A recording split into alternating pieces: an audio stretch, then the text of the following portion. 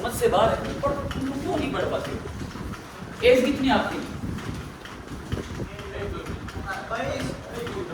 कितनी है? 18। 19 किसकी है? 20, 21। ईमान बताओ सही, 21। एक मेरी 24। 3 साल का फर्क है, खास फर्क नहीं है। यार ये मैं 6 साल से पढ़ा रहा हूँ, तो सोचो कि वो 3 साल मायने रखता ही नहीं है। तो तुम लोग पढ़ते क्यों नहीं हो, ये बताओ मुझे। मेन बात ये जाके तुम लोग पढ़ते नहीं हो घर पे। पढ़ा होता तो याद रहता, कल अच्छे से पढ़ाया था। वो बात अलग है, यार कोई 26 बना हुआ बैठा होगा, कोई डॉक्यूमेंट में 26 है, रियल में कुछ अलग होगी, और किसी के रियल में 24 है, डॉक्यूमेंट में कुछ अलग होगी, वो बात अलग है। पर ये मायने रखता, तुम लोग पढ़ते नहीं हो, बात ये है घर पे जाके। कल मैंने आपको एक ही चीज सिखाई थी, मेन याद करो, क्या?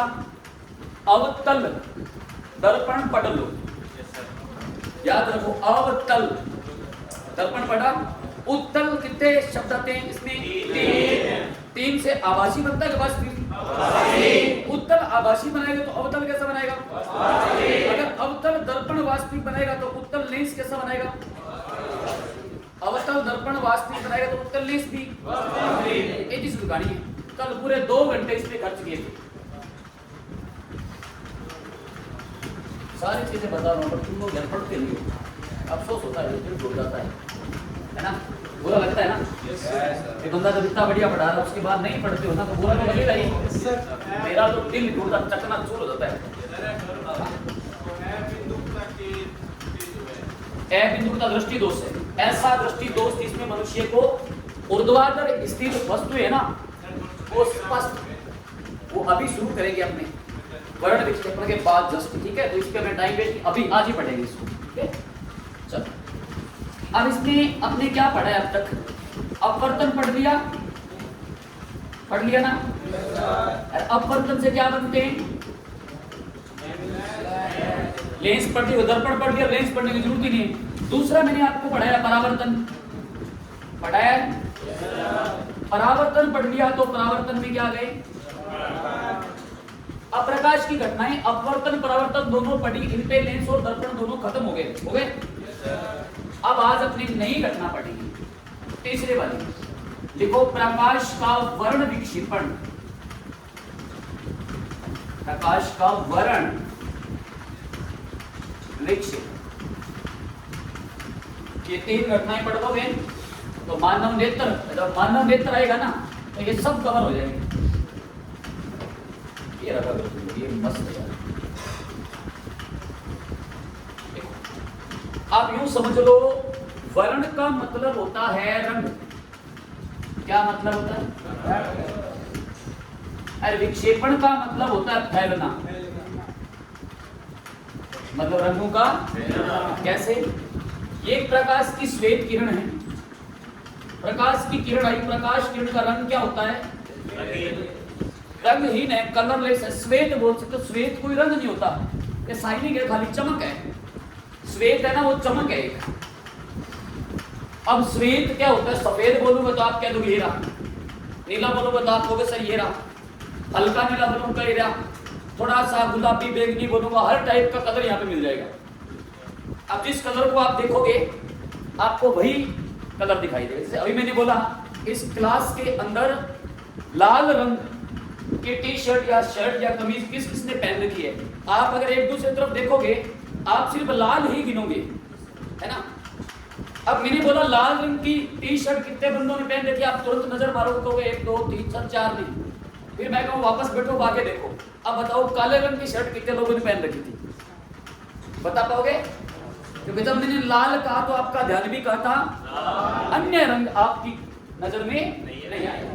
वैसे ही प्रकाश हमारे काम का, तो देखते हैं ना, वही हमें दिखता है रियल में। तो श्वेत क्या है? आप ऐसे किसी कलर या चमक की तरफ देखो जिसे देखते ही आपकी आंखों के अंदर झंझनाहट पैदा हो जाए, वो श्वेत है।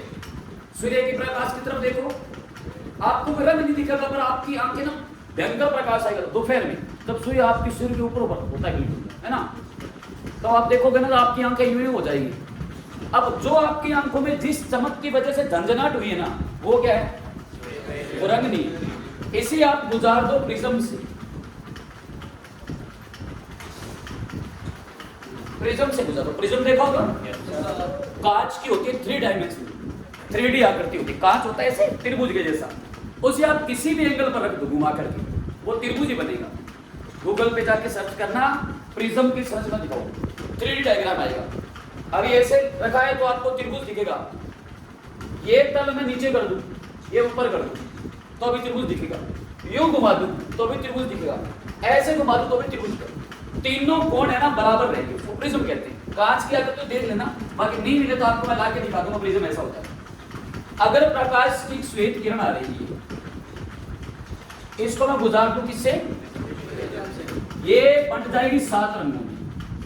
1 2 3 4 5 6 7 ऐसे घुसेगी, आगे 7 रंग निकलेंगे। ये 7 रंगों का जो स्पेक्ट्रम है ना, ये आप 9th 10th में पढ़ के आए हो, और मैंने अक्सर बातों बातों में इसका जिक्र भी किया है। Very good, VIBGYOR. इंग्लिश में याद किया होगा तो याद किया होगा विबग्योर, हिंदी में याद किया होगा बेनी आह पिनाला। याद आ रहा है, बेनी आह पिनाला, पिनाला। कलर देखते कहते आह क्या रंग है ना, यही आता है आह। बेनी आह पिनाला, वी यानी कि वॉयलेट, वॉयलेट बोलो तो बैंगनी। ये मैंने आपको एक चीज पढ़ाई भी थी, ओजोन परत में पढ़ाया था शायद, थोड़ा सा जिक्र किया था इस पे, बाकी आज पूरा पढ़ेंगे क्योंकि ये वर्ण विक्षेपण ही है। आई इंडिगो यानी कि नील, नीला नहीं, नील, नील यानी आसमानी कह सकते हो, स्काई ब्लू कलर, आसमानी। या फिर आप इसको आम बोलचाल की भाषा में से जामुनी कहते हैं, बाकी जामुनी को कलर नहीं होता, या तो जामुनी होगा या फिर बैंगनी होगा, दोनों नहीं होंगे, दोनों नहीं होंगे, एक ही होगा दोनों में से। या इंडिगो बोलोगे या वॉयलेट बोलोगे। इंग्लिश में जो है ना वो नाम एकदम फिक्स है, हिंदी में दिक्कत हो जाती है, इंग्लिश में जो नाम है उनका अर्थ भी है, हिंदी वाले कुछ अलग जोड़ देते हैं। बी ब्लू आसमानी यानी नीला, जी ग्रीन हरा, वाई येलो पीला, और ऑरेंज नारंगी, ना संतरी रंग, संतरी है ना नारंगी, आर रेड लाल। कितने रंग हुए, 7 मानते हैं। स्पेक्ट्रम में आप 7 ही मानोगे, बाकी रियल में 7 नहीं होते, मैंने बहुत बार बताया है ना। क्योंकि बैंगनी और आप बोलते हो जामुनी, अपने को जिस कलर का बैंगन दिखता है वो बैंगनी है, जिस कलर का जामुन दिखता है वो जामुनी है। बैंगन और जामुन होते तो एक ही रंग के, फिर कहेगा बैंगनी कहेगा जामुन, ठीक है। हाँ एक चीज, अब हुआ क्या, इसकी डेफिनेशन क्या बनेगी, वर्ण का मतलब क्या है, विक्षेपण का मतलब, जैसे प्रकाश का अपवर्तन था, परिभाषा क्या थी, जब एक प्रकाश किरण एक पारदर्शी माध्यम से दूसरे पारदर्शी माध्यम में जाती है तो अपने पथ से विचलित हो जाती है। अपवर्तन है, पेंसिल मुड़ी हुई दिखती है, सिक्का ऊपर। परावर्तन, प्रकाश किरण टकराकर वापस लौट जाती तो क्या बनता है, या तो वस्तु दिखती है या फिर छाया बनती है, और क्या होता है, कुछ नहीं होता। ये था अपना परावर्तन। ऐसे वर्ण विक्षेपण क्या होगा, देखो अब डेफिनेशन का रट्टा नहीं मारना है। जब प्रकाश की श्वेत किरण को, ये क्या चीज है, डायग्राम देखना चाहते हैं, बाकी मैं आपको लाके दिखा दूंगा, मेरे पास पड़ा है कैसा होता है। जब प्रकाश की श्वेत किरण को प्रिज्म से गुजारा जाता है, वो 7 रंगों के स्पेक्ट्रम में फैल जाती है, भी 7 रंगों में। इसे प्रकाश का वर्ण विक्षेपण कहते हैं। नाम से पता चल रहा है प्रकाश का रंगों में चमक एक थी, 7 रंगों में फैली, यही वर्ण विक्षेपण है। पहले को डेफिनेशन, फिर इसको पूरा पढ़ते समझते, ऊपर जगह नहीं, क्योंकि डायग्राम के हिसाब से समझ आएगा आपको। देखो प्रकाश की एक, पहले आप सिर्फ लिखोगे प्रकाश का वर्ण विक्षेपण, डेफिनेशन लिखोगे, फिर ये बनाओगे। अभी सिर्फ इतना लिखना वर्ण विक्षेपण। प्रकाश की तीसरी घटना है ये, पहली अपवर्तन थी, दूसरी हमने परावर्तन पढ़ी, तीसरी वर्ण, 2 और है, अभी कोई पढ़नी, वैसे घटनाएं तो और है 10-12 है, पर वो आपके काम की नहीं है। देखो जब प्रकाश की एक श्वेत किरण को, जब प्रकाश की एक श्वेत किरण को प्रिज्म से गुजारा जाता है प्रकाश की एक श्वेत किरण को प्रिज्म से गुजारा जाता है, वह 7 रंगों के स्पेक्ट्रम, या लिख रहा हूं सामने, 7 रंगों के स्पेक्ट्रम, ये रंगों का 7 का स्पेक्ट्रम है, या 7 का समूह बोल सकते हो, समूह, 7 रंगों के स्पेक्ट्रम, ये लिखा हुआ स्पेक्ट्रम में फैल जाती है, 7 रंगों के स्पेक्ट्रम में फैल जाती है, इसे वर्ण विक्षेपण कहते हैं। इससे इंद्रधनुष बनता है। भाई सूर्य का प्रकाश तो श्वेत रंग देता है ना, इंद्रधनुष में 7 रंग आते हैं ना, रेनबो, वो यही तो है इंद्रधनुष। इसका मतलब इंद्रधनुष ऐसे होता है। इंद्रधनुष आगे बनाएंगे इंद्रधनुष कैसे बनता है। अभी जैसे मौसम है ना, इस मौसम में अगर बारिश हो जाएगी ऐसा ही रहेगी, ना टेम्परेचर लो हो ना ही डाउन हो, आप छत पे चले जाना, थोड़ी सी बूंदाबांदी होगी ना उनकी, इंद्रधनुष बन जाएगा। ज्यादा बारिश होगी ना नहीं बनेगा, कम होगी ना तो भी नहीं बनेगा, ठीक ठाक बारिश उसको कब बनेगा, कारण होता बनने का। बताओ आगे बढ़ाऊंगा। अब मैं इसको रफ कर देता हूँ। ये तो आप समझ गए, वर्ण का मतलब रंग बोल दो या कलर बोल दो, और विक्षेपण का मतलब तो यही है, प्रकाश की एक श्वेत किरण है, वो प्रिज्म से गुजरने के बाद में 7 रंगों में फैल जाती है, इसे वर्ण विक्षेपण कहते हैं। प्रकाश का 7 रंगों में फैलना, ये वर्ण विक्षेपण है। अब आप ये डायग्राम बना सकते हो जो मैंने बोला था। अब इसमें आप समझते हो साथ साथ क्या चीजें हैं। देखो, क्या प्रकाश, सूर्य के प्रकाश के अंदर ये 7 रंग ही होते हैं क्या? और भी है। वायुमंडल में मैंने मंडल पढ़ाए थे, याद करो, शोभ मंडल, समताप मंडल, जहां पर तापमान समान रहता है ना। उसके बाद आयन भी है, सोडियम है, कैल्शियम है, हाइड्रोजन है, पोटेशियम है ना, ऑक्सीजन है, आयन भी बहुत सारे घूम रहे। उसके बाद मध्य मंडल, उसके बाद वायुमंडल के अंदर वायु नहीं है, अंतरिक्षांश ही लिख पाओगे। तो मतलब सूर्य का प्रकाश आएगा तो कितनी सारी चीजें मिलेगी, इतना थोड़ी होता है इसमें, प्रकाश में और भी बहुत सारी चीजें हैं। ये जो हमें ये जो आइटम लिखा है ना, इसको कहते हैं दृश्य प्रकाश, यानी इस प्रकाश में हम देख पाते हैं खाली, बाकी प्रकाश में और भी बहुत जुगाड़ है। क्या जुगाड़ है? मोटा मोटा आपके लेवल के लिए सिर्फ आयन तक की बात करूं, नीचे समताप मंडल थोड़ा ऊपर बढ़ते ही बैंगनी रंग से ऊपर का प्रकाश पढ़ाया भी था। बैंगनी रंग से ऊपर का, बैंगनी से ऊपर है या बैंगनी से परे है, तो क्या बोलोगे?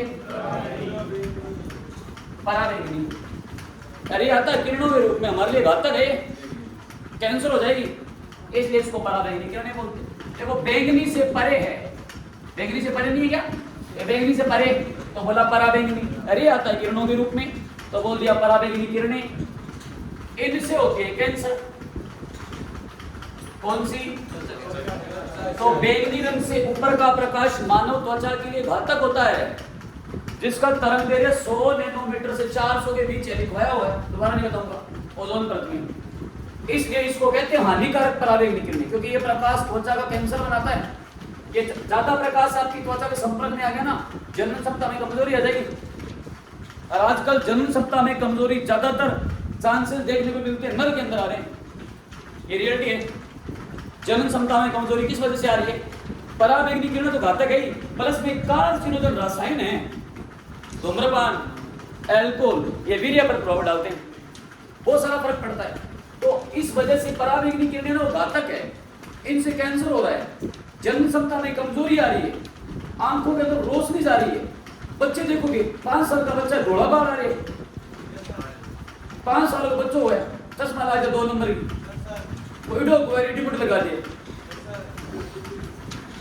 अब हम आप में से हमने देख लो किसी में नहीं लगी है। अब जो बच्चे पैदा हो रहे हैं बालों में समस्या आ रही है, विटामिन B6 नहीं है, तो बालों के लिए और स्वपन के लिए उत्तरदायी विटामिन कौन से? पायरोडॉक्सिन है, बच्चों में होती नहीं है, ठीक है ना, वो हम देते नहीं है खान पान के लिए। क्योंकि आजकल बच्चों को हम क्या खिलाते हैं? कुरकुरा, टेस्टी, भुजियो, मिक्सचर, टेढ़ा मेढ़ा, सीधा सीधा। वे दूध को क्या टाबर, तो दूध को भी रोटी कौन का आजकल टाबर, फोन चाहिए है ना, आदत डाल दी। क्यों? इसी मामा होगी टाबर संभाल दिया कोनी को, आपको शरीर कौन समय जन वो सेक के घरे दिन बाद फोन ले लेके इधर ओ दे ले बैठा हुआ नहीं डोरेमोन के आवे ओ देख ले, चिकी चिकी देख ले, गिल्ली गिल्ली रे घणे नाम हो ऐसा बे बुलबुली से काट देते, मैंने आदत पड़ गई।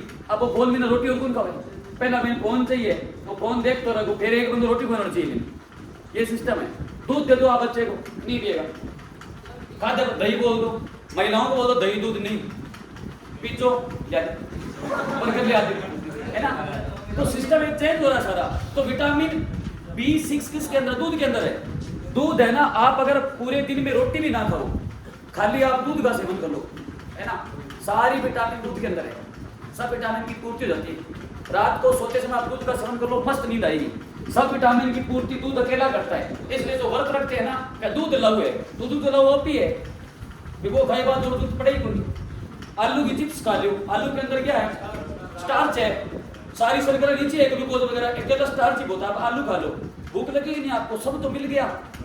वो सब चीजें डिपेंड करती हैं इन पे। अब ये नीचे आया, थोड़ा गिर रहा है, गिर रहा है, गिरता गिरता गिरता गिरता कहाँ आया? लाल पे आया, लाल रंग से नीचे। अब देखो साइंस के अंदर है ना, कोई भी अंग है, जैसे मैं किडनी बनाऊं, किडनी जिसकी आप बात कर रहे थे, किडनी ऐसी होती है हमारी, राजमा का दाना या सेम फली का बीज होता है ना, उसकी जैसी किडनी है। 2 किडनी है हमारी, ठीक है ना। किडनी का वजन होता है लगभग 140 से 170 ग्राम, 6 सेंटीमीटर से 9 सेंटीमीटर तक लंबाई। यहाँ किडनियां होती है हमारी दोनों। एक किडनी से भी आदमी जिंदा रह सकता है। अब ये किडनी कहाँ है? ये आपकी मैरो जो है ना, रीढ़ की हड्डी, ये बैकबोन आ गई आपकी ऐसे ऐसे, यहाँ किडनी है आपकी, उधर को पीछे। एक किडनी से बंदा जीवित रह सकता है, कोई दिक्कत नहीं, एक किडनी दान भी कर सकते हो। एक उदाहरण मैंने बताया, प्रोमैक्स प्रोटीन ले आओ।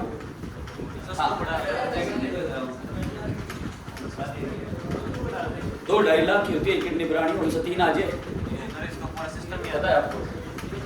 पर वो भी है, किडनी आपकी स्वस्थ होनी चाहिए।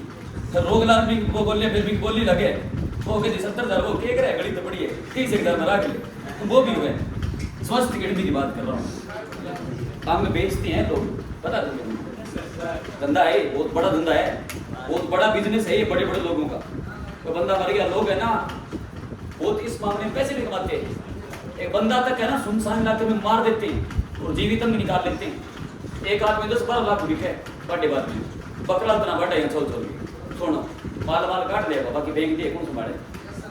अब देखो किसी भी अंग का ऊपर वाला भाग है ना, बार बार नहीं बताऊंगा, ऊपर वाले भाग के लिए आप सब यूज करोगे अधिक। जैसे हिंदी में होता है ना, तुम्हारा उपसर्ग करते हैं, आगे उपसर्ग पीछे करते हैं, साइंस में अनुलग्न पुरोलग्न। किसी भी अंग के ऊपर वाले भाग की आप तुलना करोगे, नाम बोलोगे अधिक, नीचे वाले को बोलोगे अव। जैसे किडनी के ऊपर ग्रंथि है, एड्रिनल ग्रंथि है ना, किडनी के ऊपर है, तो किडनी को हिंदी में वृक्क कहते हैं। एड्रिनल ग्रंथि का हिंदी में नाम भी अधिवृक्क ग्रंथि है। क्यों पड़ा? वृक्क, किडनी, अधि, किडनी के ऊपर है, यहाँ पर दोनों तरफ है, तो नाम भी इसका ही है।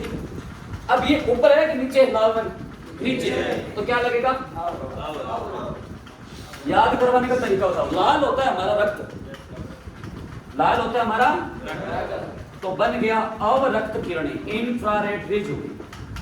ये बना के ऊष्मीय प्रभाव। पेपर में क्वेश्चन आता है, ऊष्मीय प्रभाव किन किरणों पर निर्भर करता है? हीटिंग प्रोसेस कौन दर्शाता है? अवरक्त किरणें बताती है। मतलब सूर्य के प्रकाश तुम देख पा रहे हैं ना, ये रंग है ना, तो प्रकाश में और क्या तापमान भी तो है। अब ऐसे करते हो लाल रंग को तावड़ो थोड़ा ज्यादा हुआ आज, गुलाबी जो तावड़ो है वो ठीक लगे मन, नीलो तावड़ा वो तो और बढ़िया है, बैंगनी तावड़ो वो तो मस्त है, ऐसे कहते हो क्या? तो वो जो ताप आ रहा है वो ये है, ये रंग नहीं है। एक तो दृश्य प्रकाश है, इसमें हम सिर्फ देखते हैं। धूप जो आपको गर्मी लगती है ना सूर्य से, वो क्या है? अवरक्त किरणें है। लाल रंग से नीचे का प्रकाश मानव त्वचा के लिए क्या होगा? हीटिंग प्रोसेस बताएगा आपको। अब ऊष्मीय प्रभाव, उदाहरण, ये सारे क्वेश्चन है, उदाहरण बताओ ऊष्मीय प्रभाव के। ग्लोबल वार्मिंग, वैश्विक तापमान, पृथ्वी का तापमान दिन प्रतिदिन बढ़ता जा रहा है, इसे क्या कहते हैं? इसके लिए कौन सी गैस उत्तरदायी है? ग्लोबल वार्मिंग को हिंदी में कहते हैं वैश्विक तापन। हिंदी में क्या कहते हैं? वैश्विक तापन। आज तापमान है ना, हमारे डिस्ट्रिक्ट की बात कर लेते, 50 डिग्री चला जाता गंगानगर तापमान। आज से 20 साल पहले इतना तापमान था? पहले सर्दी ज्यादा होती थी, गर्मी, अब गर्मी ज्यादा है, सर्दी, तापमान बढ़ रहा है। किसके कारण? Carbon dioxide. हाँ, और उदाहरण क्या है ग्लोबल वार्मिंग का? मैं नंबर लिख दो, 1 नंबर। हाँ क्या है? हाँ पोल्यूशन, प्रदूषण तो है। ग्रीन हाउस इफेक्ट बड़ा होगा, हरित गृह प्रभाव। शीत जलवायु वाले क्षेत्रों में फसलों की पैदावार करने के लिए कांच के घर बनाए जाते हैं। कांच एक अति शीतल द्रव होता है जिसकी विशेषता है प्रकाश को अंदर तो आने देता है पर बाहर नहीं जाने देता। वहां फसलों की पैदावार करते हैं, इसको ग्रीन हाउस इफेक्ट कहते हैं। ठंडे इलाकों में लोग काम लेते हैं। समझाता हूँ क्या होता है अभी आप लिख लो एक बार, ग्रीन हाउस इफेक्ट। ये भी क्या है? ऊष्मीय प्रभाव है। ग्रीन हाउस इफेक्ट हरित गृह प्रभाव, हरित गृह प्रभाव, ये भी ऊष्मीय प्रभाव है। हीटर काम कर रहा है, ये क्या है? ऊष्मीय प्रभावित है। पानी में रोड लगाते हो आप, ये क्या है? ऊष्मीय प्रभाव है। प्रेस काम कर रहा है, प्रेस इस्त्री, ये क्या है? ऊष्मीय प्रभाव। बल्ब है, जल रहा है, वो तो प्रकाश से ऊर्जा आ ही रही है। 5 घंटे से बल्ब जल रहा है, नंगे हाथों से छूना, ये क्या है? विद्युत ऊर्जा को प्रकाश से ऊष्मा, तो ये भी ऊष्मीय प्रभाव है। हीट आनी चाहिए बस। क्या लिखोगे? हीटर। माइक्रो ओवन, ओवन होता है ना, जानते हो? Yes sir. खाना गर्म कर लिए। समोसा दुकान पर जाओ नहीं, वो डब्बी उसमें पड़वे नहीं, वो समोसा गा लिए थे कि समोसा दियो ता तो दियो, वो दिन को बनाए हो चाहे काल को है, वो भी मार रखियो तबियो बटन बा दियो ता तो कर दे दिले। वो ओवन है हमारा, वो क्या ऊष्मीय प्रभावित है। हीटर, माइक्रो ओवन, प्रेस, इस्त्री जिसको हिंदी में कहते हो आप, सब क्या दर्शाते हैं? ऊष्मीय प्रभाव। पेपर में सिंपल सा क्वेश्चन आ जाएगा, ऊष्मीय प्रभाव कौन सी किरणें दर्शाती है? अल्फा किरणें, बीटा किरणें, परावैक्तिक किरणें, अवरक्त किरणें। ग्लोबल वार्मिंग कौन सी किरणें दर्शाती है? निम्न में से कौन सा एक ऊष्मीय प्रभाव है? Global warming. नहीं आया तो वैश्विक तापमान, नहीं आया तो ग्रीन हाउस इफेक्ट। हिंदी में बोले तो हीटर किस सिद्धांत पर कार्य करता है? माइक्रो ओवन, प्रेस, जलता हुआ बल्ब गर्म प्रतीत होता है, कौन सा प्रभाव है? कौन सी किरणें? ये है प्रकाश का वर्ण विक्षेपण, 7 रंगों में फैलेगा। अब ढंग से समझ लेना, आंखें खोल लो, ढंग से सुन लो। जो मैंने लिखा है ना, जो मैंने लिखा है वो वर्ण विक्षेपण का घटता क्रम क्या है? मतलब अवरोही क्रम है। आरोही होता है बढ़ता, अवरोही होता है घटता। मैंने लिखा है घटता क्रम, मतलब विक्षेपण का मतलब फैलना, तो घटता क्रम है। मतलब सबसे कम कौन सा रंग फैलेगा? सबसे ज्यादा कौन सा रंग फैलेगा? अगर आपसे पूछे मध्य विक्षेपण किसका होता है तो हरा नहीं है, पीला। लिखवाऊंगा क्वेश्चन, लिखवाऊंगा पीला। अब आप सोचोगे कि सर फिर इनका उपयोग है इनका। एक मैंने आपको चीज पढ़ाई थी, लेमड़ा, तरंग दैर्ध्य। तरंग दैर्ध्य वर्ण विक्षेपण का उल्टा है। सबसे, मैं बोलूं सबसे कम वर्ण विक्षेपण किस रंग का होता है? मतलब लाल रंग सबसे कम फैलेगा। कम फैलेगा तो लाल रंग अपनी जगह पर इकट्ठा रहेगा। खतरे के चिन्ह बना दो, खतरे के चिन्ह लाल रंग के बना। खतरे के चिन्ह किस रंग के बना? लाल। क्यों? लाल रंग का विक्षेपण सबसे कम है, तो दूर से निकलता है। विक्षेपण कम है मतलब कम फैलेगा। जब कम फैलेगा तो लाल रंग अपनी जगह पर इकट्ठा रहेगा। फैलेगा नहीं तो इकट्ठे रहेगा, और क्या करेगा? इकट्ठा रहेगा। कोहरा हो, आंधी हो, धुंध हो, तूफान हो, कैसा मौसम हो, बिजली पे स्पष्ट और डेंजर। ऊपर एक यानी वो गुल्लो मंडल भाई कंकाल की तरह है ना, ये बंदो डराना सोएगा ना, खोपड़ी चुनेड़ी है, डेंजर क्रॉस, खतरा क्यों लिखा हुआ है? खतरे के चिन्ह लाल रंग के इसलिए बनाए जाते हैं क्योंकि इसका विक्षेपण कम है। विक्षेपण का मतलब है फैलना, कम फैलता है। कम फैलता है तो ये इकट्ठा रहेगा, इकट्ठा रहेगा तो आंधी, कोहरा, धुंध, तूफान एकदम आपको स्पष्ट दिखाई देगा और आप तुरंत वहां पर रुक जाओगे। आप घर के सामने टावर वगैरह लगाए, बड़ा ट्रांसफार्मर लगाए, कोई जीएसएस बना हुआ है, डेंजर क्रॉस लिखा होता है, आप धुंध में भी उठे, डेंजर क्रॉस दिखा तो आप बोलो खतरा है, साइड हो गए। ट्रेन चल रही है, कोई मर्जी कपड़ा ही ला दो, आप नहीं रुकेगी, लाल रंग का कपड़ा लेके ला देना, खतरे का निशान है। अगर आप ट्रेन के सामने पटरी पे खड़ा होकर से लाल रंग कपड़ा लहरा रहे हो ना, अगर ट्रेन की स्पीड ठीक ठाक है, रुकने वाली तो रोक देगा वो, गाय वगैरह आती है, ट्रेन नहीं रुकती कभी भी। मनुष्य अचानक से ट्रेन के आगे आगे नहीं रुकेगी। तुम लोग कहोगे निर्दयी है, मानस मार दियो, एक मानस का चक्कर में पूरी चलती रहे ट्रेन, और वो क्या बोलते, कारण है ये। अगर दूर से दिख रहा है ट्रेन की स्पीड है 40-50 किलोमीटर प्रति घंटा रफ्तार है, आप 1 किलोमीटर दूर हो, कपड़ा ऐसे लहरा रहे हो, तो सामने वाला जो पायलट बैठा है ना, वो ये सोच रहा है भाई साहब कि लाल कपड़ा मतलब खतरा, इसका मतलब आगे या तो पटरी जाम है, कोई लोगों ने कोई धरना नहीं रखा हो। आजकल सिस्टम है, पटरी पे जाके बैठ जाते लोग कि हमारी मांग पूरी करो। पर जब ट्रेन आए नहीं, अग्निपथ दूसरी 120 के अजमेर में, अजमेर लड़की 120 किलोमीटर प्रति घंटा, बड़ा धरनी को लगाओगे बनता है झूठ का संग डालेगो, फिर रोके को नहीं। पर जहाँ हमारी लोकल आती है नहीं, जगह अठू रुकी, फिर भगवान से रुकी, आगे फिर सरदारगढ़, फिर कितना यहाँ से 2-2 किलोमीटर का हम साल रुके, लेकिन स्पीड इसी है। वहाँ पे आप कपड़ा हिला दो, वो बंदा होगा या तो है कोई आगे सिस्टम, या कोई जानवर फंसा हुआ है, या कोई मनुष्य फंस गया हो, किसी के पैर फंस गया हो, या कोई बच्चा अंदर बैठा होगा, या यूं भी है पटरी टूट गई तो खतरा है, तब वो रोक लेगा। इसलिए वहां पर लाल कपड़ा, आपने लाल शर्ट भी पहन रखी है, लाल रंग की चुन्नी दुपट्टा कुछ भी है, लहरा दो, वो रोक देगा। और बहुत सारे बंदे अगर एक साथ हो गए, ट्रेन की स्पीड ज्यादा है, आगे गाय आ गई, वो नहीं रोकेगा, कारण एक बल काम करता है। ट्रेन आ रही है अगर 100 किलोमीटर प्रति घंटा की रफ्तार से, आप 500 मीटर दूर से लाल कपड़ा हिला रहे हो, आप कपड़ा हिला के भले आप लेट जाओ, ट्रेन नहीं रुकेगी, क्योंकि 500 मीटर दूरी पे 100 किलोमीटर 120 किलोमीटर प्रति घंटा की रफ्तार से ट्रेन चल रही है, उसने अगर ब्रेक लगाई तो वो ट्रेन तो 500-700 मीटर से पहले रुकने वाली वैसे नहीं है। और अगर अचानक से ब्रेक लगाई, रुकी, पीछे वाली बोगी है ना भाई, भेड़ी होगी, बस आ जाएगी, तो एक के चक्कर में कितनी जनता मरेगी, एक नहीं रुकता। एक आप और भी चीज, ये बल काम कर रहा है, कौन सा बल है, असंजक ससंजक बल पड़े होंगे ना। एक आपने नोटिस किया होगा, आप ट्रेन में जाते हो ना, ऐसे बोर्ड लगे होते हैं, लिखा होता है समुद्र तल से ऊंचाई, तुम लोग सोचते हो ट्रेन खोड़ में तो है समुद्र तल पड़े बैठे, वो बहुत काम की चीज होती है। कभी सोचा है वो क्यों लगे होते हैं, हमारे समझ से बाहर है, पर वो बहुत काम की चीज है। समुद्र तल से ऊंचाई लिखा हुआ है ना, तो वो ट्रेन अब मान लो इस पथ पर चल रही है, यूं गति कर रही है, अब आगे ऊंची जाएगी वो, तो वो पहले ही समझ जाता है ट्रेन में इतनी सारी को बोगियां हैं, तो जोर तो लगेगा इंजन का, फिर वो रफ्तार बढ़ाता है। अगर आ गया समुद्र तल से गहराई 300 मीटर नीचे, जहां बोर्ड दिखिया ना, उससे 200 मीटर पहले ही ना ट्रेन की रफ्तार कम कर देगा, क्योंकि ट्रेन अब इस तल से ना ढलान की तरफ जा रही है। अब अगर स्पीड बढ़ी, फिर पीछे बोलियां पड़ गई, इसलिए वो लिखा होता है, उनके काम की चीज होती है। तो बहुत सारे सिस्टम होते हैं ऐसे। अब देखो इधर, अब बात करें इनकी, ये तो हो गए किरणें। अब ये जो मैंने लिखा है वो वर्ण विक्षेपण का घटता क्रम है। आपसे पूछेंगे सबसे अधिक वर्ण विक्षेपण किस रंग का है, अधिक पूछा है मैंने, बैंगनी। हवाई अड्डे पे देखा होगा, एयरपोर्ट पे जाओगे, बड़े से पोल लगे होते हैं, उन पे गोल गोल लट्टू से लगे रहते हैं,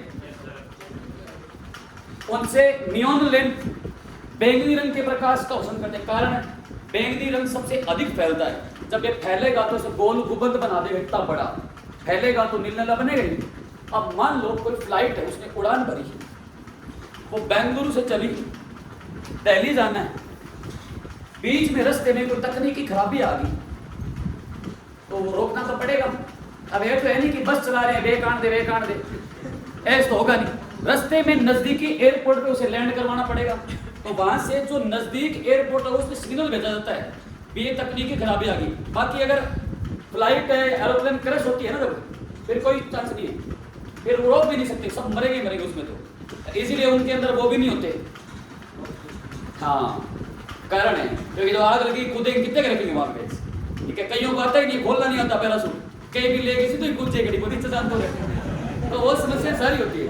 अब आप सोच के देखो, वहां पे नजदीकी एयरपोर्ट पे जब सिग्नल जाएगा ना, तो सामने होगा भी ये प्लेन का नंबर है, ये समस्या होगी, इस जगह पे ये खराबी आ गई, तो नजदीकी एयरपोर्ट को बोलेंगे यहाँ पे जो लैंड कर दो। अब लैंड करेंगे तो ऊपर से थोड़ी दिखाइएगा कहाँ लैंड करेंगे, वो जो बैंगनी रंग के नियॉन लैंप जल रहे हैं ना, वो लैंप जलते हुए ऊपर से उनको सिग्नल देते हैं कि यहाँ लैंड कर दो।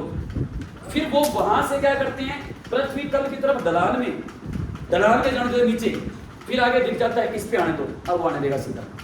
अगर धरती बेक होते जब अपने कह देती है बेटा अली बेक लगा हुआ है, भैया हम तो बेक है, बेक काट दे, बेक रोक, अब बेक काट दे, बेक, ऐसा नहीं सिस्टम। वो बैंगनी रंग है। तो हवाई अड्डों पर नियॉन लैंप किस रंग के प्रकाश का पसंद करते हैं? बैंगनी।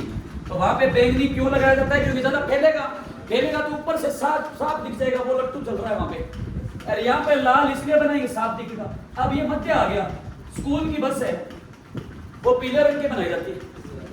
पीला अट्रैक्टिव कलर है, आकर्षित करने वाला रंग है। नोटिस भी किया होगा, बहुत बार मैंने आपको एक क्वेश्चन बताया भी है। क्लास में पीले रंग की शर्ट कुछ पहन के बैठा कोई बंदा, ना चाहते हुए भी आपकी नजर उसकी तरफ एक बार जरूर, ये पहला नहीं, ये गहरा पीला नहीं, वो भी नहीं, पीला होगा ना चाहते हुए आपकी नजर एक बार जरूर जाएगी। आप बोलोगे भाई आज तो टांटियों बन गए, अट्रैक्टिव कलर है, पीला लगा होगा। पीछे वाला ग्लास होता है ना बस, रेड कलर से लिखा होता है, कृपया धीरे चले बस में बच्चे। कभी सोचा है पीले रंग की बस क्यों है? पीला है ना, वो ना तो ज्यादा फैलेगा ना ही ज्यादा इकट्ठा होगा। तो कैसा भी मौसम हो, धुंधला सा हो, ज्यादा धुंध आ जाएगी या धूप आ जाएगी, पीला साफ दिख जाएगा। तो कोई शाना बंदा पीछे ट्रक लेके आ रहा है, स्पीड में गाड़ी आ रही है, वो देख लेगा स्कूल की बस है, बीमा कर लो बच्चे, बस कोई एक्सीडेंट ना हो जाए। इसलिए स्कूल की बसें है ना, वो पीले रंग की बनाई जाती है, आर्मी वाली नहीं बनती। आर्मी वाले बच्चे जाते हैं ना, आप नोटिस किया, आर्मी वाले क्यों बनाते हैं? क्योंकि वो बस बच्चों के लिए तो है, पर इमरजेंसी में वो बस है ना, सैनिकों को लेकर भी जा सकती है कहीं। और वो कलर ऐसा है जो मिट्टी और घास फूस सब मिल जाता है, इसलिए दूसरे देश के जो दुश्मन वगैरह है सैनिक, वो आसानी से पहचान ना पाए। आर्मी की ड्रेस है, वो कलर ही ऐसा है। आप अगर हरियाली वगैरह में या सूखे झाड़ में कहीं फंस जाओगे ना, लेट गए, जल्दी से पता नहीं चलता कि वहां कोई बंदा पड़ाएगा, इसलिए वो ऐसी होती है। सब चीजों के रीजन होते हैं, ऐसे मुंह उठा के नहीं बनाते। अब देखो ये हो गई। अब अपने क्वेश्चन पढ़ते हैं, 3 क्वेश्चन है यहाँ पे। इससे पहले आप एक चीज सीख लो, मैंने आपको क्या पढ़ाया, अब 2 घटनाएं पढ़ने की जरूरत नहीं है। अगर आपने ये पढ़ ली तो आपके 10 क्वेश्चन सारे क्लियर रहेंगे।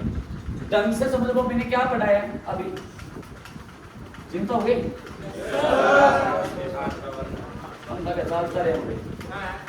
प्रकाश का वर्ण विक्षेपण लिखा है मैंने, ये एक अलग घटना है, वर्ण विक्षेपण रंगों को फैलना। अब प्रकाश की अलग घटना है, प्रकाश का प्रकीर्णन। पढ़ी होगी अंतरिक्ष यात्री को, है ना, चंद्रमा काला दिखाई देता है, आसमान है ना वो नीला दिखाई देता है, समुद्र है नीला दिखाई देता है, साबुन का बुलबुला चमकता हुआ दिखता है। अब जैसे मौसम देखोगे शाम के टाइम आपको आकाश नीला दिखेगा, आप अंतरिक्ष से देखोगे आपको चंद्रमा काला दिखेगा, नीचे देखोगे चंद्रमा काला दिखेगा नहीं। कारण क्या है? प्रकाश का परिकिरण नहीं हो पाता है। अब परिकिरण है क्या, वो पढ़ेंगे। एक और घटना है विचलन। घटनाएं 3 है, उत्तर एक ही है। घटनाएं तीनों अलग अलग है, उत्तर तीनों के सेम ही हैं। वर्ण विक्षेपण क्या? रंगों को फैलना। परिकिरण क्या है? जब प्रकाश की किरण है ना, सूर्य से गति करते तो बीच में उसको वायुमंडल की अशुद्धियां मिलती है, इसे प्रकाश का क्या कहते हैं? परिकिरण कहते हैं। अरे अशुद्ध युक्त कारण प्रकाश किनारे से टकराकर मुड़ जाता है, इसे विचलन कहते हैं। तो वर्ण विक्षेपण, परिकिरण, विचलन घटनाएं तीनों अलग अलग है, उत्तर सबका है। कैसे? मैं बोलूं सबसे अधिक विक्षेपण किस रंग का है, तो सबसे अधिक परिकिरण किस रंग का है, सबसे अधिक विचलन किस रंग का है, देना वो तो सेम है। इसलिए मैं अलग अलग नहीं पढ़ा रहा ताकि आपको ज्यादा मैटर ना पढ़ना पड़े। किस रंग का विक्षेपण सबसे कम होता है, किस रंग का प्रकीर्णन सबसे कम होता है, किस रंग का विचलन सबसे कम होता है, लाल। मध्य वर्ण विक्षेपण किसका है, मध्य प्रकीर्णन किसका है, मध्य विचलन किसका है।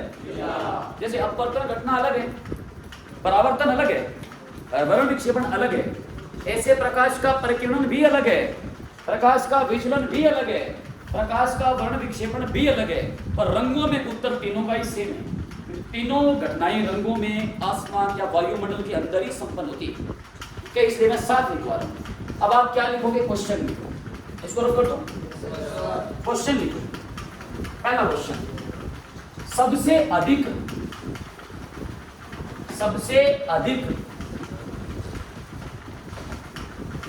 वर्ण विक्षेपण,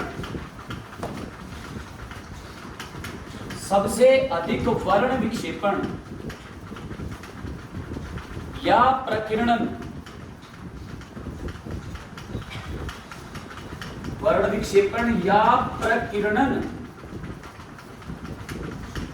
प्रकीर्णन स्कैटरिंग ऑफ लाइट कहते हैं इसको, प्रकीर्णन या विचलन या विचलन किस रंग का होता है? वाह, लाल। अरे अधिक पूछा है प्राणियों क्या?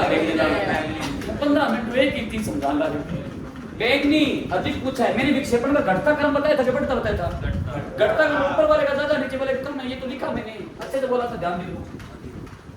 सबसे अधिक वर्ण विक्षेपण प्रकीर्णन में विचलन किस रंग का होता है? किस रंग का होता है? उत्तर है बैंगनी या वायलेट। बैंगनी का सिंबल बताया था वायलेट वी। अब लिखोगे सबसे कम, सबसे कम, सबसे अधिक वर्ण विक्षेपण कर लिया किसका है? किसी में कर दो, यहां कर दो सीधा। सबसे कम वर्ण विक्षेपण या प्रकीर्णन या विचलन किस रंग का होता है? लाल। लाल, रेड, लाल या रेड। सबसे कम वर्ण विक्षेपण या प्रकीर्णन या विचलन किस रंग का होता है? लाल का होता है। इसको काट देते हैं, मध्य कर देते हैं। क्या करते हैं? मध्य वर्ण विक्षेपण प्रकीर्णन या विचलन किस रंग का होता है? पीला। पीला, येलो, येलो, पीला। मध्य विक्षेपण या प्रकीर्णन या विचलन किस रंग का होता है? पीला। 9 क्वेश्चन हो गए। सबसे अधिक वर्ण विक्षेपण किस रंग का है?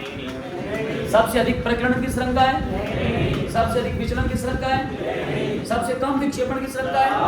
सबसे कम प्रकीर्णन किस रंग का है? सबसे कम विचलन किसका है? मध्य विक्षेपण किस रंग का है? मध्य विचलन किसका है? मध्य प्रकीर्णन किसका है?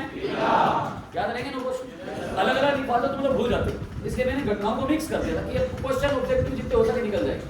अब देखो, अगर मैं आपसे पेपर में पूछूं एक क्वेश्चन, रंगों के स्पेक्ट्रम का, रंगों के स्पेक्ट्रम का मध्य रंग, ये 4 ऑप्शन दे रहा हूं, बैंगनी, नीला, पीला, हरा या लाल। रंगों के स्पेक्ट्रम का मध्य रंग कौन सा रंग है? नहीं, मैंने क्वेश्चन क्या बोला है? ना तो मैंने विक्षेपण नाम लिया, ना ही मैंने प्रकीर्णन नाम लिया, ना ही मैंने विचलन नाम लिया। मैंने खाली इतनी सी बात बोली, रंगों के स्पेक्ट्रम का मध्य रंग क्या है? स्पेक्ट्रम लिखो, स्पेक्ट्रम विबग्योर। स्पेक्ट्रम क्या है? इंग्लिश में किसी ने याद किया विबग्योर, हिंदी में याद किया तो बेनी आ पिनाला, 3 ऊपर 3 नीचे, हरा है। मैंने पूछा है रंगों के स्पेक्ट्रम का मध्य रंग क्या है? 7 रंग है, 3 ऊपर 3 नीचे। मध्य रंग तो हरा है, जबकि मध्य विक्षेपण पीला, मध्य विचलन पीला और मध्य प्रकीर्णन पीला। तो ध्यान रखना, वो प्रकाश की घटनाओं में मध्य पूछ रहा है कि खाली स्पेक्ट्रम का मध्य पूछ रहा है? स्पेक्ट्रम में मध्य तो हरा ही है, पर विक्षेपण प्रकीर्णन विचलन किसका है? स्पष्ट बात है, भूल जाओ। एक कमरे के अंदर हरे रंग के फूल बिखेर दूं इसमें और पीले रंग के फूल बिखेर दूं। आप कमरे में एंटर किए, पूरी सतह पर लाल और पीले फूल, सॉरी हरे और पीले फूल पड़े, बढ़िया कौन दिखेंगे? पीला। आपको पीले मस्त दिखेंगे, तो पीले का विक्षेपण ज्यादा है हरे की तुलना में। ये बात ठीक है। अब मैंने आपसे घटना बताई थी, अभी जिससे क्वेश्चन पूछूंगा वो बताएगा। पहले आप समझ लो, समानुपाती व्युत्क्रमानुपाती आता है, मैथ में पढ़ा होगा। मैं लिखूं x समानुपाती y, इसका मतलब क्या है?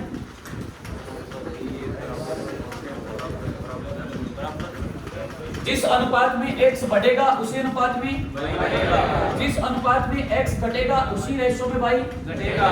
समानुपाती का मतलब क्या है? समानुपात में या तो बढ़ेंगे या घटेंगे। कैसे? मैं x को बढ़ाऊंगा 3 गुना तो y भी 3 गुना बढ़ेगा। मैं x को कर दूं 2/3 तो y भी होगा 2/3। इसका मतलब समानुपाती, समान अनुपात में या तो बढ़ेगा या घटे। कौन बढ़ेगा?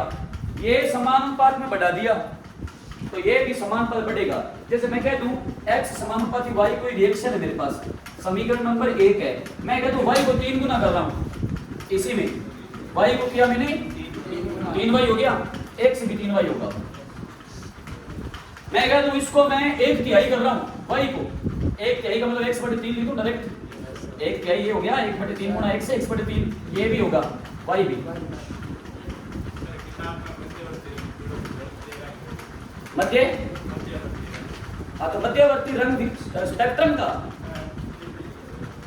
हाँ तो वो तो पीला मैंने बताया, स्पेक्ट्रम का नहीं, मध्य विक्षेपण पीला सही है, मध्य प्रकीर्णन पीला सही है, मध्य विक्षेपण पीला सही है, मध्य विचलन सही है, स्पेक्ट्रम का मध्य रंग हरा, मध्यवर्ती हरा है, इसलिए तो मैंने इस पे चीजें बताई, मुझे पता है किताब में गलत है ये। अब इधर देखो, ये समानुपाती है, पर एक होता है व्युत्क्रमानुपाती, एक बढ़ेगा तो दूसरा घटेगा। व्युत्क्रमानुपाती का मतलब ये है x व्युत्क्रमानुपाती y, तो ऐसे लिखेंगे। अब x का मान बटा तो y का मान, समानुपाती व्युत्क्रमण समझ में आया? इनमें डालते हैं। देखो वर्ण विक्षेपण तथा तरंग दैर्ध्य के मध्य संबंध। अब यहाँ से 3 क्वेश्चन और लिख देंगे, मतलब इस स्पेक्ट्रम के टोटल क्वेश्चन रंगों के 12 बनते हैं, 9 तो हमने कवर कर लिए। ये 9 अगर आपको ढंग से समझ में आए ना, आगे वाले 3 इनके उल्टे समझाता हूं। पॉइंट बना लो एक स्टार डाल के, वर्ण विक्षेपण तथा तरंग दैर्ध्य के मध्य संबंध। पेपर में क्वेश्चन भी आया हुआ है, एक बार पूछा गया, जहां तक मैंने आज तक एग्जाम देखे एक बार मेरे सामने क्वेश्चन आया हुआ है। क्वेश्चन डायरेक्ट पूछा गया था कि वर्ण विक्षेपण और तरंग दैर्ध्य के मध्य संबंध क्या है। 4 ऑप्शन लिखे हुए थे, अब मैं संबंध बना रहा हूं, आप समझना इसको ढंग से और आप उत्तर देना। मैं कह रहा हूं कि प्रकाश का जो वर्ण विक्षेपण है, रंगों में फैलना, वो व्युत्क्रमानुपाती होता है तरंग दैर्ध्य। क्या मैंने सही लिखा है? अगर मैं लिखता वर्ण विक्षेपण समानुपाती तरंग दैर्ध्य की, तो मैं यूं लिखता। मैं 2 कथन लिखे आपके सामने, एक और भी 2 ऑप्शन दिए जाएंगे, 2 कोई और डाल देगा, वो 2 गुना कर देगा, किसी को 1/3 कर देगा, ऐसे उल्टा पुल्टा कुछ भी लिख देगा। मेन 2 तो ये पक्के आएंगे जब ऐसा क्वेश्चन पूछा जाएगा। ये तो है वर्ण विक्षेपण समानुपाती है तरंग दैर्ध्य की, मतलब वर्ण विक्षेपण अगर बढ़ेगा ना तो तरंग दैर्ध्य भी, वर्ण विक्षेपण अगर घटेगा तरंग दैर्ध्य भी, ये तो हुआ समानुपाती। ऊपर वाला है व्युत्क्रमानुपाती। संबंध ये है, ये संबंध है, वर्ण विक्षेपण है ना व्युत्क्रमानुपाती और तरंग दैर्ध्य की। अब आपको सर मुझे बात जच नहीं रही, मैं तो उल्टा लिखूंगा, आपके दिमाग में आ रहा वो सर मैं यूं लिख दूं, अगर तरंग दैर्ध्य व्युत्क्रमानुपाती है वर्ण विक्षेपण की, तो कोई दिक्कत नहीं है, कोई दिक्कत नहीं है, दोनों बातें सही है। इसका मतलब क्या हुआ? व्युत्क्रमानुपाती में एक बढ़ता है तो बदले में दूसरा घटता है। मैं बोलूं वर्ण विक्षेपण व्युत्क्रमानुपाती तरंग दैर्ध्य के, वर्ण विक्षेपण ज्यादा होगा तो तरंग दैर्ध्य, अगर मैं कहूं वर्ण विक्षेपण कम है तो तरंग दैर्ध्य होगा, वर्ण विक्षेपण कम है तो तरंग दैर्ध्य होगा, अगर तरंग दैर्ध्य कम है तो विक्षेपण होगा। अब नीचे वाले पे लागू करो जरा, तरंग दैर्ध्य ज्यादा है तो विक्षेपण, ये देखो तरंग दैर्ध्य ज्यादा है विक्षेपण कम, एक ही बात है। इसको चाहे यहां लिखो, इसको चाहे यहां लिखो, कोई फर्क नहीं पड़ता। जैसे उदाहरण के लिए मैं आपको बोलूं 1/5 ज्यादा है कि 1/10 ज्यादा है? 1/5 ज्यादा है, 1/10 कम है। कारण बट्टे में कोई चीज बड़ी है तो दूसरे वाली क्या है बदले में? घटी तो है। हर जिसका बड़ा होता है रियल में वो छोटा, सिर्फ प्लस में, माइनस में चेंजिंग हो जाती है सिंबल। अभी मैंने सिर्फ प्लस लिखी। 1/10 ज्यादा है कि 1/5 ज्यादा है? 1/5 ज्यादा है, तो बट्टे में जिसके बड़ा है उसका व्युत्क्रमांक पर रियल में क्या छोटा है, ऐसा है। बट्टे में तो ये बड़ा है, पर इधर वाला मान है वो इसकी तुलना में इसका मान तो घट ही रहा है। बट्टे में तो बड़ा आ गया 1/10, बट्टे में तो बढ़ गया, पर मान तो इसकी तुलना में इसका घटा ही है। यही है व्युत्क्रमांक, और क्या होता है? 1/3 बड़ा है कि 3/7 बड़ा है? 7 का तीसरा भाग है, ये 3 का पहला भाग है। फर्क पड़ रहा है दोनों? ये व्युत्क्रम आती है। अब मुझे आप रंगों में बताओ, इसमें बताओ, मैं बोल रहा हूं सबसे अधिक विक्षेपण किस रंग का है, बताओ। तो मुझे बताओ सबसे अधिक तरंग दे रहे किस रंग का है? सबसे अधिक विक्षेपण किसका है? अधिक किसका है? ये तो ठीक है, बैंगनी। सबसे कम विक्षेपण किसका है? अभी मैंने बोला विक्षेपण और तरंग दे रहे एक दूसरे क्या होते हैं? विक्षेपण जिसका ज्यादा उसका तरंग दे रहे, तरंग दे रहे जिसका ज्यादा उसका विक्षेपण, विक्षेपण किसका ज्यादा?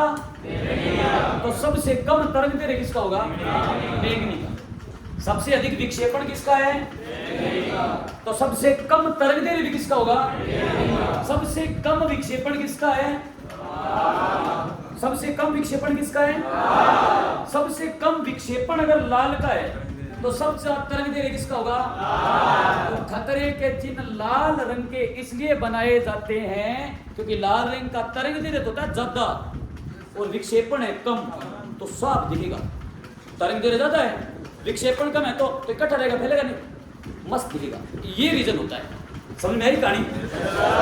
वाह, वेरी गुड। देखो क्वेश्चन ये लिखो, समझ लिख लिया? अब ऐसा नहीं संबंध दो है, याद रखा देता हूँ यहाँ पे, भूल जाओ तो दोनों ही सही है। आप कितने याद रख, तरंग दे रहे विक्षेपण आपके मन में है वो पहले लिखो, दूसरा उल्टा कर दो बस। ये मन में आए तो वो उल्टा कर दो, ये मन में आए तो ये उल्टा कर दो, कोई फर्क नहीं। अब 3 क्वेश्चन बन गए। संबंध एक लिख लो या दोनों लिखना चाहो दोनों लिख लो, इसको मत लिखना यहाँ पे कहीं, तुम लोग ये मान लो मेरे को विक्षेपण का लिखा है। सबसे अब बनाएंगे अपने इंद्रधनुष, जैसा आज की मौसम है उसके इसी मौसम में लगभग बन जाता है ना। बारिश आएगी तो बिना बारिश के नहीं बनेगा, तो वो भी दोपहर में नहीं बनेगा कभी भी। 12 बजे इंद्रधनुष बने देखे बनेंगे, या तो 12 बजे से पहले बारिश आएगी तो चांद से बन जाए, या 12 बजे के बाद की बारिश में लगभग आपने देखा होगा 3 बजे 4 बजे 5 बजे का इंद्रधनुष सूर्य की विपरीत दिशा बनता है। जब प्रकाश किरण आएगी, टकराएगी, वापस लौटेगी तभी तो बनेगा। दोपहर में सूर्य तो हमारे सिर के ऊपर होता है, तब प्रकाश किरण धरती पर आ रही है, धरती पर कोर बनाएंगे ये करके, ओ है इंद्रधनुष बना तो बोली, इसलिए नहीं बनता। पेपर में क्वेश्चन इंद्रधनुष कहाँ बनता है? सूर्य की विपरीत दिशा में। सूर्य अगर इधर है ना तो इधर बनता है, लगभग इंद्रधनुष आप नहीं स्थिति ऐसे देखा होगा, इधर होता है ऐसे जाती प्रकाश की, ऊपर होगी तो प्रकाश किरण धरती पर आ गई, अब धरती पर तो बनेगा नहीं, वो टकराएगी तो वापस चल जाएगी 90 डिग्री कोण, तब नहीं बनता। कारण अब देखो सबसे अधिक बोलना नहीं, जिससे पूछूंगा वही बोलेगा।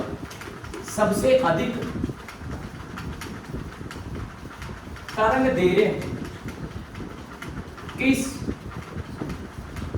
रंग का होता है? माइंड में सोचो, मैंने क्या बोला है? मैंने बोला है सबसे अधिक तरंग दे रहे किस रंग का? सबसे अधिक तरंग दे रहे किस रंग का होगा? जिसका विक्षेपण कम होगा उसका होगा। और सबसे कम विक्षेपण किसका है? उत्तर लाल। उत्तर लाल मतलब विक्षेपण वाला उल्टा है, जिसका विक्षेपण ज्यादा उसका तरंग दे रहे कम, जिसका तरंग दे रहे कम उसका विक्षेपण ज्यादा। अब यहीं पर मैं लिखूं सबसे कम, मध्य तो पीला है ही, ये 12 क्वेश्चन है, बहुत बार पूछे गए पेपर में, हर बार आते ही। सबसे कम तरंग दे रहे, सबसे कम तरंग दे रहे किस रंग का होता है? रट्टा नहीं मारना। मैंने बोला सबसे कम तरंग दे रहे किस रंग का, मैंने कम पूछा, कम तरंग दे रहे उसका होगा जिसका विक्षेपण ज्यादा होगा, विक्षेपण ज्यादा उसका होगा तो ज्यादा फैलेगा, ज्यादा फैलेगा कौन? बैंगनी। उत्तर बैंगनी। मध्य तो आए गया पीला, बैंगनी। अब आप है ना 2-3 उदाहरण हो गया आप देख लेना, जैसे पूछ लेते हैं तारों का टिमटिमाना क्या है तो आप बोलोगे अपवर्तन, बोलेगा हीरे का चमकना क्या है तो आप बोलोगे पूर्णांतरिक परिवर्तन, बोलेगा एंडोस्कोपी किस सिद्धांत पर कार्य करती है? पूर्णांतरिक परिवर्तन। छाया का बनना क्या है तो आपको परिवर्तन। ऐसे बोलेंगे आसमान का नीला दिखाई देना, प्रकीर्णन। सूर्योदय से पहले सूर्यास्त के बाद सूर्य का लाल दिखाई देना, यही तो अपवर्तन नहीं है। मैंने अच्छे से अपवर्तन में बोला था। अपवर्तन में वास्तविक स्थिति आभासी प्रतीत होती है। मैंने लाइन में बताई थी, एक ही फर्क आएगा क्या, सूर्योदय से पहले सूर्यास्त के बाद सूर्य का वास्तविक स्थिति से ऊपर उठा दिखना, ये तो अपवर्तन है। पर ऊपर उठा दिखता किस रंग का है, लाल का। लाल का तरंग ज्यादा है। तो सब सूर्योदय से पहले सूर्यास्त के बाद सूर्य लाल दिखाई देना, ये प्रकीर्णन है। ऊपर उठा दिखना अपवर्तन है। इन क्वेश्चन पे लोग मार खाते हैं, ये दिक्कत है। इसलिए मैं उदाहरण अलग से लिखवा रहा हूँ। लिखो प्रकीर्णन के उदाहरण, प्रकाश के प्रकीर्णन के उदाहरण, 3-4 उदाहरण लिख लो। रात्रि दुर्घटना ये नहीं है, वो अलग होती है, दुर्घटना होता है वो, पता है वो तो दुर्घटना में मोटर ट्रक कार ला रहे हो, एक गाड़ी लेके जाओ, कोई बाइक लेके जा रहे हो, कहते हो ना ऐसे करते हो, अप डाउन, लाइट नीचे कर ले, दिख है को नहीं, कहीं तो करना रखे जाते माँ हम क्या मान लो कर लेंगे, ऐसे कह देते अकेड़ा क्या बाइक लेके जा रहे, बाइक की लाइट कम है, सामने पे लगा लाइट लगा रहे, दूसरी आजकल बाइक पर लगा हुआ नीली सी, तो गलत है, वो बैन है। वैसे चलान काटते हैं, पुलिस रोड पर लगा दी थी रात में, चल गया नहीं चलान काट देगा। वो आप जला देते हो ना, सामने वाले कुछ दिखाई नहीं देता है, एक ट्रक आ रहा है, आप इधर से बाइक लेके जा रहे हो, सामने ट्रक आ रहा है, उसमें से लाइट जला, उसकी लाइट तेज है, आपको ट्रक के आसपास ट्रक के पीछे कुछ दिखाई नहीं देता रोड पे, नोटिस किया होगा ना। अब ट्रक के पीछे जस्ट कार है और उस कार वाले के लाइट नहीं चल रही, लाइट नहीं कोई दोनों को फुटेड़ी मान लो अंधेरे में आवे क्योंकि ट्रक का आसमान लागे बेचारे ट्रक चालक को बिना पता ढक देगा। और आप बाइक लेके आ रहे हो, जैसे ट्रक निकला, अगर कार वाले ने ओवरटेक किया, धेमा जाओगे सीधा बिंकार है। तो रात्रि में अधिकांश दुर्घटनाएं किस घटना का दुर्घटना होती है, पोलराइजेशन हो जाता है, आंखों में दिखाई नहीं देता कि लारक यहाँ डरे, इसलिए वो गान आता है ना, आप यूट्यूब पर देते हो, शाणो आदमी हो गाड़ी चला दो, वो लाइट डाउन कर लेगा, रिमोट चैनल है, छोटो साधन है, हिंदी के मुद्दा पे बाकी कहीं सुना है डवा वो गाय रहा वो यहाँ चित्तौड़ बैठ जाए माँ अब ट्रक का वो अपनी धड़ी कर ले पिंटा आई थी गया गाड़ी सी ट्रक का लगा सब बांध के बढ़िया गाना चला हिंदी बात नहीं बे नवा सब आई वो साइड में आप ही कर ले, ये दुर्घटना होता है, दुर्घटना पोलराइजेशन कहते हैं इसको। रियल बात है, ट्रक वाले रात को आते हैं, रात पे जाते हो, जे साइड दोगे यही दो भी टच नहीं यही दोगा वो ब्रेडो वाली टापो टापियां वे गोली वाली खा के चट्टा बढ़िया तैयार हो गई वे ईंट रख दे रेस पर सीधी रात में बस घंटे लिया करेगा ऐसे थोड़ा सा घंटे लेकर यहाँ कर देनी फिर और नीचे उतार दूंगा मार क्या रहा वो कौन ला बिन के रण में नीचे आधी मिनट है तो बम पर में पड़ चढ़ वो निचले बस है। प्रकीर्णन का उदाहरण लिखो, एक नंबर उदाहरण है आसमान का नीला दिखाई देना। आपको आसमान नीला दिखता है? नहीं दिखता है तो हमको इलाज कराओ, मेरे को इलाज करो। आसमान को नीला दिखता है, आसमान का नीला दिखाई देना। अब वो नो सर्विस में यार ऐसे मत करो, पता है तुमको तो नीला दिखता है, दिखता है। समुद्र का पानी है, आप देखोगे चमकता हुआ मस्त नीला दिखेगा, साबुन का बुलबुला है वो भी नीला दिखेगा। आसमान का नीला दिखाई देना। अंतरिक्ष यात्री को आसमान कैसा दिखेगा? चंद्रमा कैसा दिखेगा? कारण मध्य में नहीं है ऊपर, तो जब मध्य में नहीं है प्रकाश का परिक्रमण कैसे होगा? होगा ही नहीं, तो काला ऐसा ऊपर काला काला। अंतरिक्ष यात्री को चंद्रमा या आसमान काला दिखाई देता है। अंतरिक्ष यात्री को आसमान काला दिखना या चंद्रमा काला दिखना। आसमान या चंद्रमा भी लिख सकते हो। चंद्रमा ऊपर से देखोगे ना आपको बिल्कुल काला दिखे, कोयले की तरह। कारण ऊपर चलोगे मध्य में नहीं, यहाँ पर तो मध्यम वायु है तो आ गया, मध्य नहीं काला दिखेगा बिल्कुल। एक और सूर्योदय, सूर्योदय तथा सूर्यास्त, सूर्योदय तथा सूर्यास्त से पहले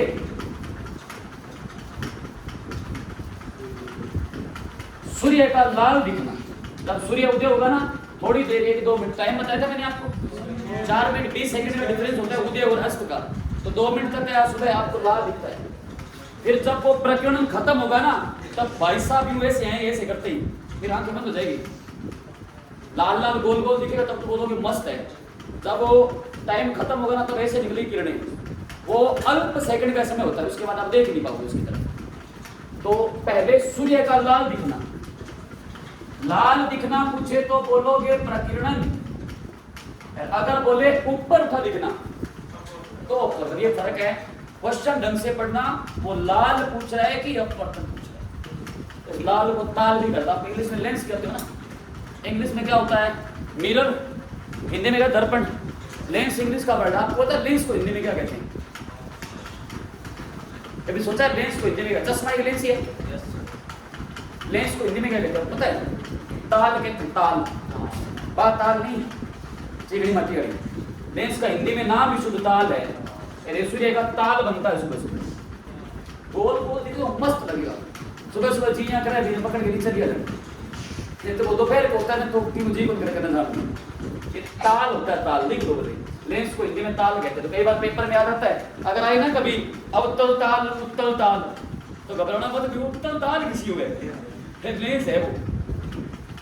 तो ये है परिक्रमण के उदाहरण। खत्म। कितनी घटनाएं होगी? अपवर्तन होगी, परावर्तन होगी, प्रकीर्णन होगी, विचलन होगी और दुर्गुण होगी। हो गई।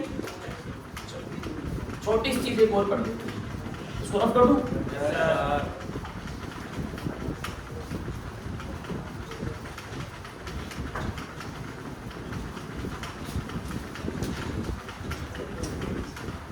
एक घटना और पढ़ लो, फिर रेनबो पढ़ेंगे, फिर मानव नेत्र पढ़ेंगे। एक घटना और पढ़ो।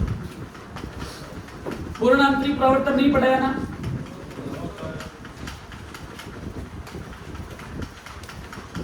पूर्ण आंतरिक प्रवर्तन का उदाहरण कौन बताएगा?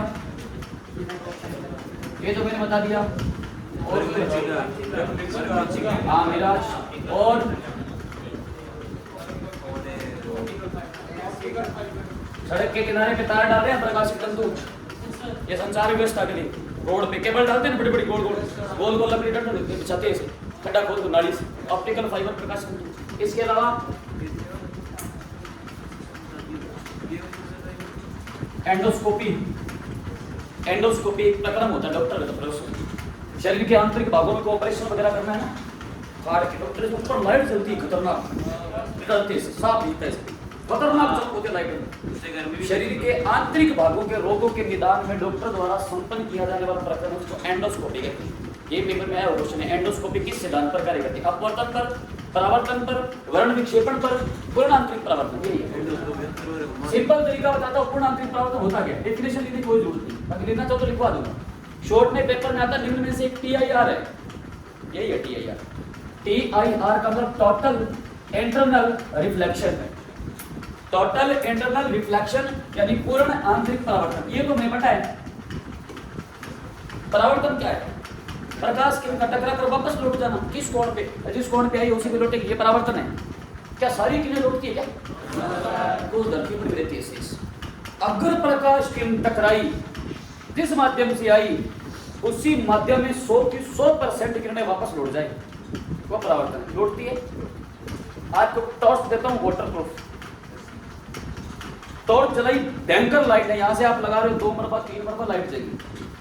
अगर आप तेराह को मैं बोल दूं आप टॉर्च लेनी है, जलानी है, पानी के अंदर चले जाओ जल्दी टॉर्च लेकर। टॉर्च मान लो पानी के अंदर जल्दी रही है, क्या प्रकाश किरणें पानी से बाहर आएगी या नहीं आएगी?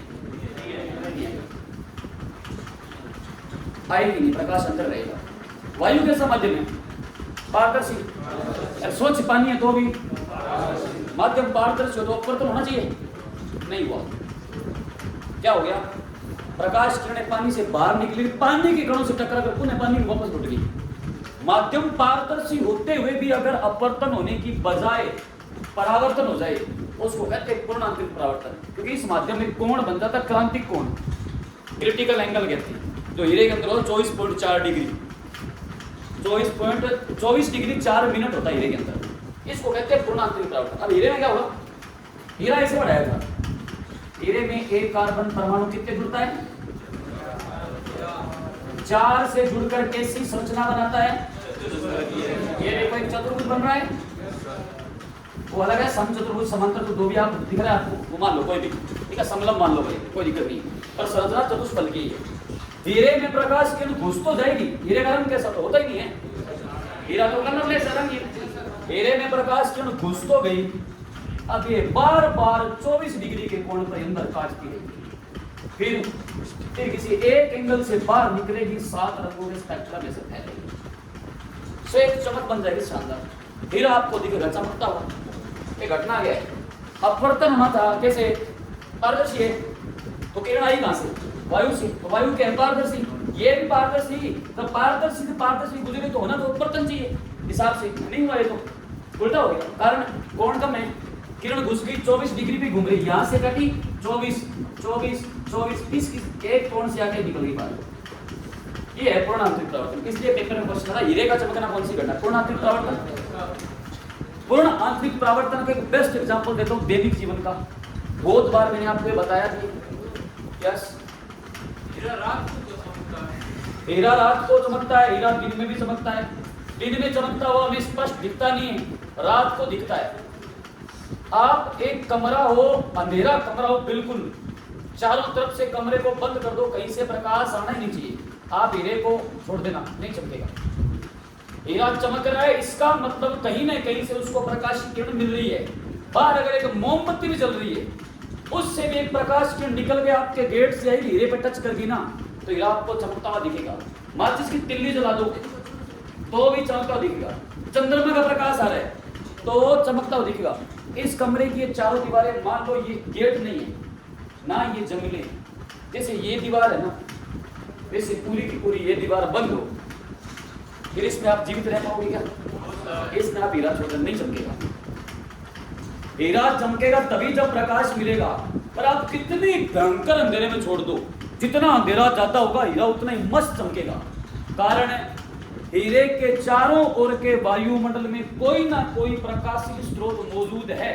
वो मोमबत्ती जल रही होगी, कहीं आग जल रही होगी, ट्यूबलाइट है, CFL है, बल्ब है, टॉर्च है, माचिस की तिल्ली है, मोमबत्ती है, ये कोई ना कोई प्रकाशिक स्रोत मौजूद है। अगर ये ना हो तो हीरा नहीं चमकेगा।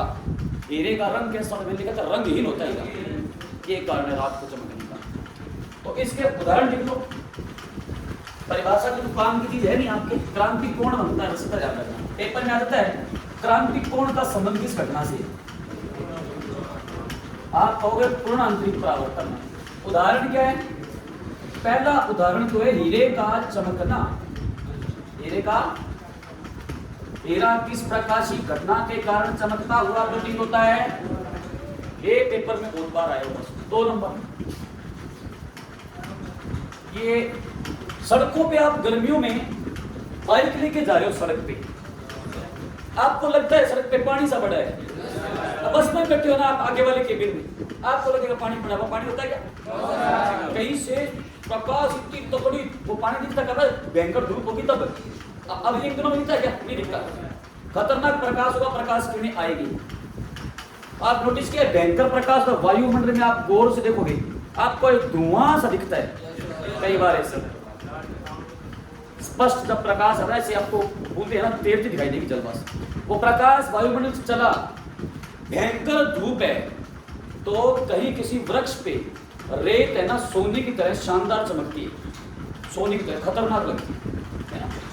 तो प्रकाश किरण गिरेगी, कोई प्रकाशिक स्रोत होगा नजदीक में कहीं, या कोई पेड़ वगैरह उस पे गिरी, उससे टकराकर वो सड़क पर आकर गिरी, तो उस पेड़ की छाया सड़क पर आई, जो हवा चल रही है वो छाया या पानी है, जो वो हिल रहा है, छाया हिल रही है, वो आपको लगता है सड़क पे पानी पड़ा है, होता ही नहीं।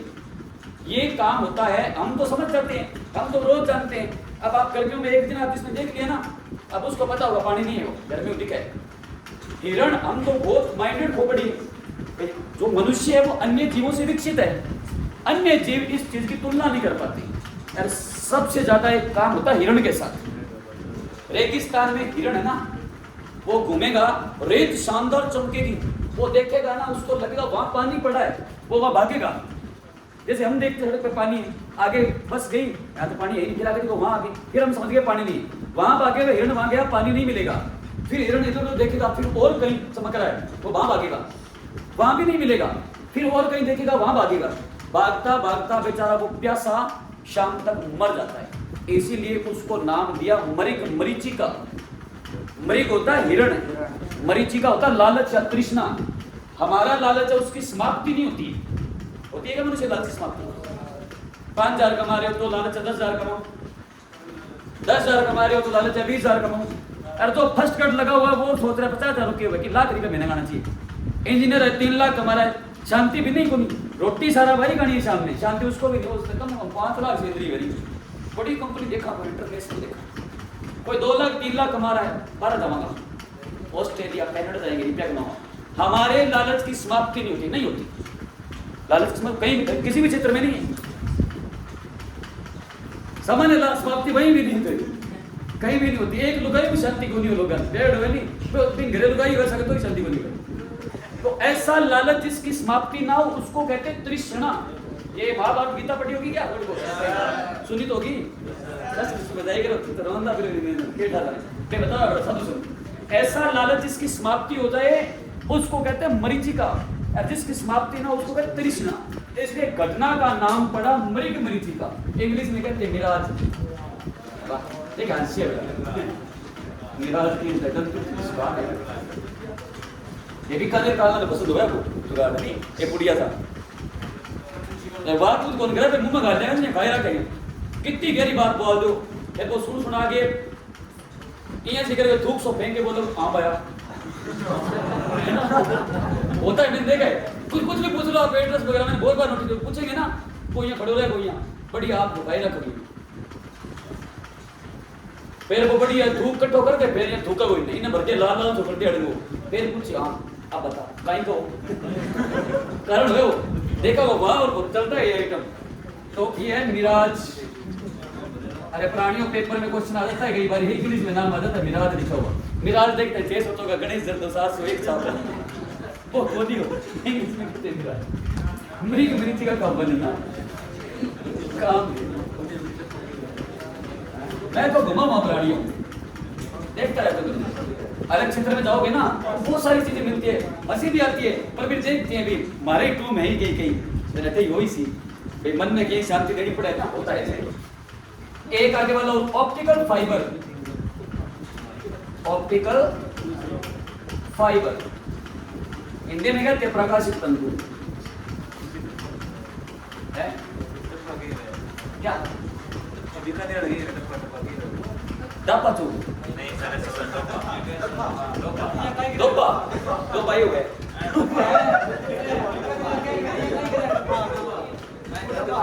डब्बा के अच्छा तू हो गए वो बागी पापा के जरिए झालर के रहे टू में भैया अलग अलग नाम हुए तो आपने कौन ही झालर है टू में ठीक है, पर भैया डब्बा चू कोनो मतलब रस्ता विचलित जगह हुआ है आप भैया डब्बा के वहां बे डब्बा फूटी के तरफ बोल का बस बे के डब्बा वो भाषा है क्षेत्रीय भाषा है। वे देखो अपनी सबकी क्षेत्रीय भाषा है, किसी की भाषा की मजाक नहीं बननी चाहिए। पर हम जैसे बोलते हैं आप यूपी साइड में चले जाओगे, अब यूपी वाला आज बोल रही पंग लुगाइयां ले रहा है ना 30-40 हज़ार में नमूना सा जाए यहाँ कार्टून सब छोटा है ना, वो बोलते हैं वे आदमी नहीं खोगे, वे आदमी नहीं सीधे बोले क्या कर रहे थे इधर आप हंसते हो, आप जाके वहां बोलोगे ना कि हाँ भाई क्या हाल है ये धन देख राशियां तुम घटवाइए। तो अलग अलग क्षेत्रीय भाषा सबको लगता है ऐसे। प्रकाशित तंतु TIR छोड़ दे TIR पर करेगा। अरे ऐसे है क्षेत्रीय भाषा सबकी अलग अलग है। अजीब तो लगेगा अब तुम लोग राजस्थानी जाकर बोलोगे है ना, हरियाणा के अंदर बोलोगे तो आपको अलग लगेगा, पंजाबी कोई बोलेगा यूपी के अंदर जाकर उसको अपनी अपनी भाषा होती है सबकी। एक और सिद्धांत दिखो आप, एंडोस्कोपी क्या है? एंडोस्कोपी है क्या? कभी भूल जाओ तो लिख लो। डॉक्टर द्वारा बोलो मत रे आए वो तुम यहाँ बैठा डॉक्टर द्वारा भैया लागो क्लास में कोई कौन जानो माने बात गया तो चपला ही रही है। डॉक्टर द्वारा शरीर के मैं शास्त्र में पढ़ा रहा हूँ तो फिजिक्स है तो डॉक्टर थोड़ा टफ है आज कैसे पढ़ लेंगे तो इतना भी नहीं। डॉक्टर द्वारा शरीर के आंतरिक भागों के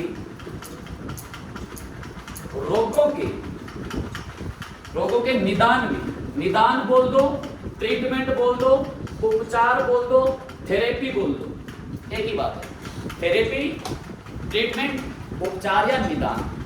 बुखार का आपने किसी ने आपका इलाज किया, आपको बुखार का इलाज हो गया तो बुखार का निदान है। पेलिया का निदान है, पेलिया का ट्रीटमेंट है, पेलिया की थेरेपी है, पेलिया का उपचार है, कुछ भी। तो डॉक्टर द्वारा शरीर के आंतरिक भागों के रोगों के निदान में संपन्न किया जाने वाला प्रकरण ना, उसका नाम है एंडोस्कोपी। 4 क्वेश्चन है, इंपॉर्टेंट है चारों के चारों, प्रावर्तक में मोस्ट इंपॉर्टेंट है ये। क्या पूछेंगे? हीरे का चमकना कौन सी घटना है? रेगिस्तान में मृग मरीचिका का दिखाई देना कौन सी घटना है? मिजाज का बनना और आंतरिक प्रावर्तन। ऑप्टिकल फाइबर किस सिद्धांत पर कार्य करते हैं? ऑप्टिकल फाइबर काम क्या करता है? आंतरिक भाग क्या है? ऑप्टिकल तार है, संचार व्यवस्था है टेलीफोन की। आंतरिक भाग यहाँ कहाँ है? संचार व्यवस्था को दूरस्थ करने के लिए ऑप्टिकल फाइबर डालते हैं। सड़क के किनारे में गड्ढे खोल के तारे से नहीं दबाते मोटी-मोटी, वही तो होता है ऑप्टिकल फाइबर, वैसे भी काम करता है। कारण क्या है? जनसंख्या बढ़ रही है तो खंबे रोक के तारे कितने डाले? बिजली वाली कौन ला कई जगह बिजली वाला तार डाले समझ में कौन तार के टकिंग किसी है या जाल से बने डूबे या पत्थर उड़ जड़ी जाना, ठीक है बाबा लाल आर देखनी पड़े किसी मारी है या इनको अलग जगह मारी है, क्या सिस्टम होता है। तो संचार व्यवस्था की तारे भी यहाँ डाल दी तो बिजली वाली कहाँ जाएगी? इसलिए भूमिगत हो गए, जैसे लोग होते हैं ना भूमिगत, तो खर्च हो नहीं फटीकाट से तो भूमिगत हो गया, मतलब तब क्यों थाई बोल लगे। अब भूमि के अंदर करने लगे, जनसंख्या बढ़ रही है और रहने वाला क्षेत्र वो घट रहा है।